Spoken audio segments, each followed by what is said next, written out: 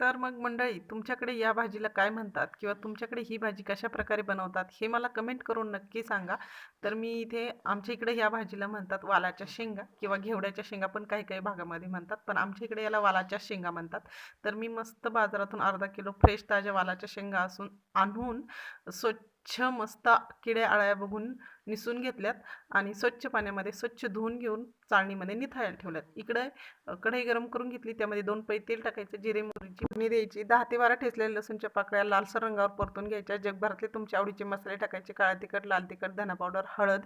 मस्त परतून झाल्यानंतर निथळून घेतलेल्या वाल्या शेंगा यामध्ये 2 मिनिटं टाकून मस्त परतून घ्यायच्या, वाफ काढून घ्यायची 2 मिनिटं.